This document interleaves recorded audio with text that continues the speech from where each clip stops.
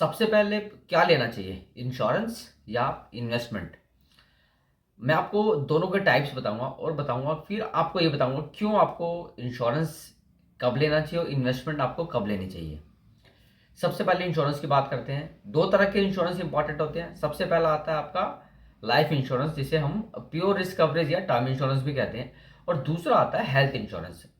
अब हमें term insurance की जरूरत क्यों होती है? टर्म इंश्योरेंस की जरूरत हमें इसलिए होती है कि अगर भगवान ना करे कोई भी अनफॉर्चुनेट किसी पर्सन के साथ होता है जो उस फैमिली का ब्रेड एंड बटर विनर है, जो उस फैमिली में पैसा कमा के लेके आ रहा है, उस वहाँ पे सब चीज़ें कर रहा है, मैनेज कर रहा है, अगर उसको कुछ होता है तो फैमिली की फाइनेंशियल कंडीशन कहीं ना कहीं बिगड़ जाएगी। ये आप भी मानते हैं।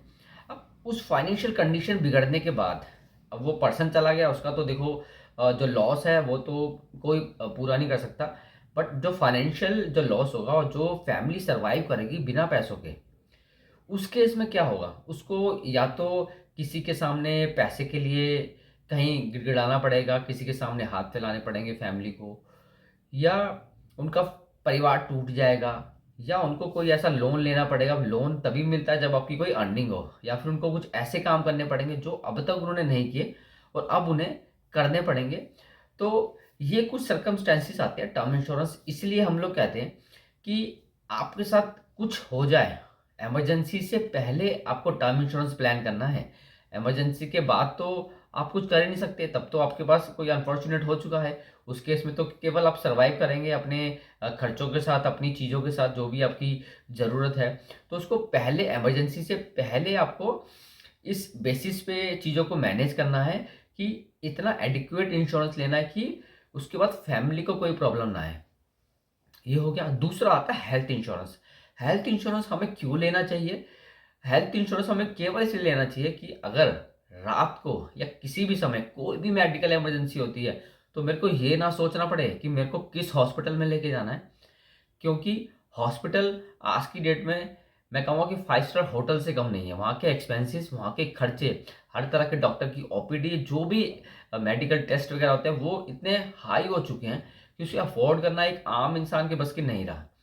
तो कोई मेडिकल इमरजेंसी है और आप ये सोच रहे हैं, आप इस चीज़ को लेके परेशान है, यार पॉकेट में उतना पैसा तो नहीं है, या बैंक में उतना पैसा नहीं है कि मैं लाखों रुपए अभी इसी मेडिकल इमरजेंसी पे खर्च कर दूं और हॉस्पिटल वाले को जमा करा दूं। तो उस केस में आप कोई ऐसा हॉस्पिटल देखेंगे जहाँ पे भले ही ट्रीटमेंट से आप कॉम्प्रोमाइज़ करेंगे, क्योंकि पॉकेट में उतना पैसा नहीं है, ट्रीटमेंट से कॉम्प्रोमाइज़ करेंगे और किसी सस्ते या टिकाऊ वाले हॉस्पिटल में जाएंगे। तो उस केस में क्या होगा कि अब अच्छे ट्रीटमेंट जो आपकी फैमिली के मेंबर को मिल सकता था, उस ट्रीटमेंट से आप अपनी उससे पीछे रहेंगे, उससे नीचे रह के रहेंगे। ठीक है। तो हेल्थ इंश्योरेंस, मेडिकल की बेस्ट फैसिलिटीज मिले आपको, बेस्ट ट्रीटमेंट मिले, उसके लिए हेल्थ इंश्योरेंस हम लोग लेते हैं। और दूसरा टर्म इंश्योरेंस की फैमिली की फाइनेंशियल सिक्योरिटी के लिए, उनकी प्रोटेक्शन के लिए, इनकम प्रोटेक्शन के लिए हम लोग टर्म इंश्योरेंस लेते हैं। अब आते हैं हम लोग इन्वेस्टमेंट्स के ऊपर। इन्वेस्टमेंट बेसिकली 3 कैटेगरी में हम लोग इसको डिवाइड करके चलते हैं। 3 कैटेगरी। सबसे पहली कैटेगरी आती है सिक्योर्ड सेविंग्स, जहाँ पे लो रिस्क होता है, जैसे आपकी एफडी हो गई, आरडी हो गई, एनएससी हो गया, नेशनल सेविंग स्कीम्स हो गई, फिर अपना केवीपी हो गया, किसान विकास पत्र हो गया, पीपीएफ हो गया।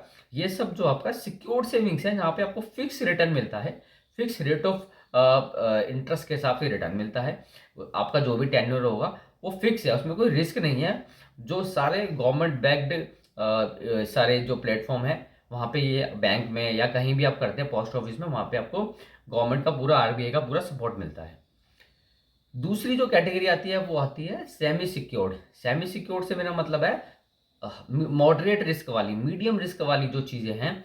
अब मीडियम रिस्क में मैं कहता हूँ कि उसमें आपका म्यूचुअल फंड्स आ गए, फिर उसका अपने रियल स्टेट आ गए, और उसमें थोड़ा सा आपका होता है गोल्ड आ गया, सिल्वर आ गया। थोड़ा सा मार्केट उसके अनसर्टेन रहती है, कभी गोल्ड ऊपर है कभी नीचे है, उसी सेम सिल्वर की वही कहानी है।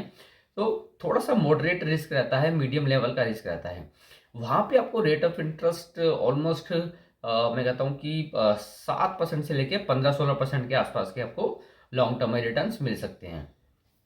अब तीसरी कैटेगरी कौन सी आती है? तीसरी कैटेगरी मान के चलो तो उसमें हाई रिस्क, मतलब टॉप पे, पीक पे, जहाँ पे रिस्क इतना ज़्यादा है कि आपका जो पैसा है वो मैनीफोल्ड होता है कुछ सालों में ही। जैसे कि स्टॉक्स हो गए, इक्विटी हो गई, क्रिप्टो हो गए, ये सब हाई रिस्क पे है। मतलब पैसा आपने आज डाला है तो हो सकता है कि 1 लाख का 4 लाख आपका 2 साल में हो जाए, 1 साल में हो जाए, और 1 लाख का 10,000 भी आपका 1 साल में हो जाए। यहाँ पे हाई रिस्क रहता है।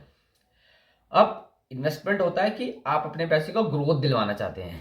पर इंश्योरेंस क्यों होता है? इंश्योरेंस इसलिए होता है कि आपको नहीं पता, आपको ये पता है आपकी डेट ऑफ बर्थ, आपको पता है डेट ऑफ डेथ किसी को नहीं पता। हमें नहीं पता कि अगले पल क्या होने वाला है, कल हमारे साथ कुछ हो जाए, कोई, चलो डेथ नहीं होती बट कोई ऐसी अनसर्टेन हो जाए कि कोई क्रिटिकल बीमारी हमें हो जाए, इलनेस हो जाए, उस केस में आपको इंश्योरेंस काम आता है। या फिर दूसरा, कोई डिसेबल्ड हो जाए कोई पर्सन, उस केस में क्या काम आएगा? आपके जो खर्चे हैं वो तो एज इट इज रहेंगे, उनको चलाने के लिए पैसा कहाँ से आएगा? आप तो काम नहीं कर सकते। उस केस में आपको इंश्योरेंस काम आता है। तो इसलिए सबसे पहले अपने लिए एक इंश्योरेंस जरूर प्लान करिए। एक अच्छी कंपनी से, सस्ता मत लीजिएगा, एक अच्छी कंपनी से अच्छा इंश्योरेंस लीजिए, जहां आपको इस चीज़ की गारंटी हो कि कल को अगर पैसे की जरूरत पड़ती है क्लेम लेने की, तो आपको पूरा क्लेम मिले बिना किसी हर्डल के, आप इजीली क्लेम ले पाए। ठीक है? इन्वेस्टमेंट्स के लिए सारे पोर्टफोलियो खुले हुए हैं, सारे प्लेटफॉर्म्स खुले हुए हैं, आप कहीं भी इन्वेस्टमेंट कर सकते हैं। मैं ये नहीं कह रहा आप इन्वेस्टमेंट मत करिए, डेफिनेटली इन्वेस्टमेंट के लिए जाइए, अपने पैसे को ग्रोथ पे लगाइए, पर सबसे पहले अपने और अपनी फैमिली के लिए इंश्योरेंस लीजिए, एडिक्वेट इंश्योरेंस लीजिए, सस्ता नहीं, अच्छा और अच्छे क्लेम सेटलमेंट रेशो वाली कंपनी से लीजिए और अपनी फैमिली को सुरक्षित रखिए। Thank you so much. हमारे साथ ऐसे ही अपडेट पाने के लिए, इंफॉर्मेशन के लिए हमारे साथ बने रहिए, हमारे चैनल को फॉलो करिए। Thank you.